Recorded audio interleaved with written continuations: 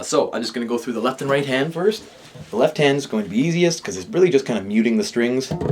What I'm going to be doing is either just muting them, or I'm going to be holding down octaves, usually E and E. I like to work with those.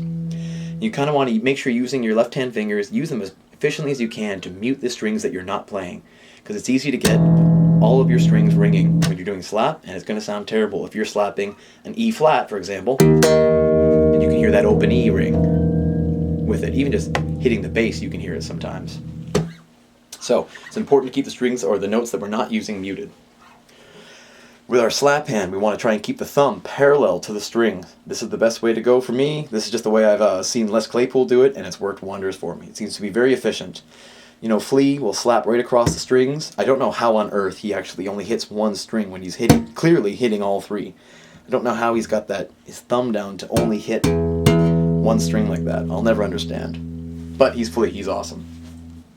So, we've got the thumb going parallel. We got the hand sort of on, it's more like a 35, 45 degree angle. You'll have to kind of adjust it depending on who you are. Usually kind of keeping my wrist close. When I'm going really fast, you'll see I might even cock the wrist out a little bit. I have the fingers curved on my right hand here, just so that if I decide to pop, they're already ready to go. You can also have your fingers just hang loose.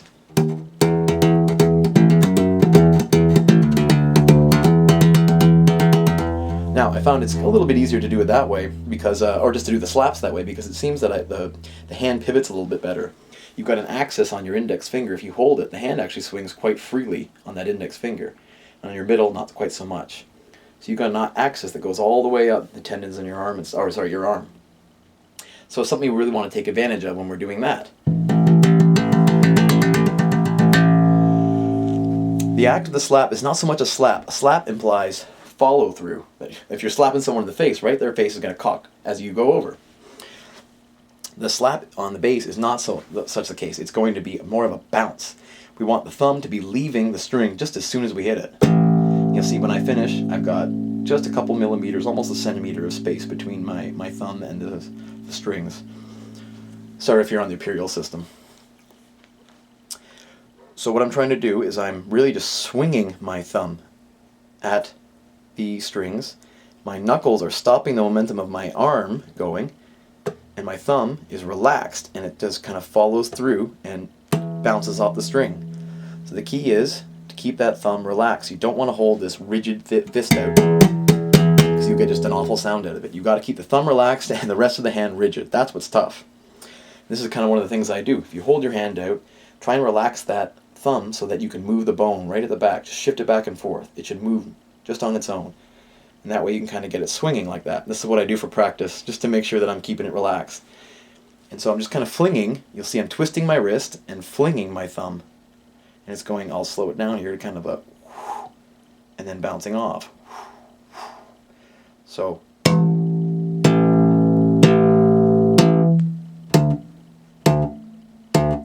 Then I just add in the pop by popping the first string. So you're just snapping it against the fingerboard.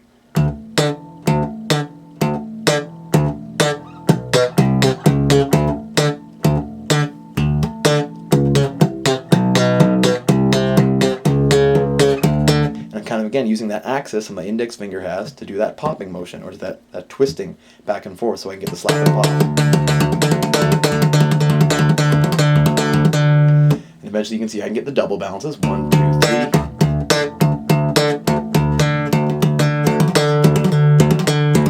And there's kind of a really difficult one where I'm flinging it, getting a good initial one, and the second one I'm letting it just kind of bounce off. It's like it's vibrating on the string. Took me a long time to get that. I think Les Claypool can get actually like 5 little thumps out of it. The best I've been able to get is 3 out of my thumb. So that's really all there is to it. You just want to start practicing with octaves like that. You're flinging your thumb. You've got to keep the thumb itself relaxed, the rest of the hand rigid, or keep your fingers out like that, unless you want to do the pop.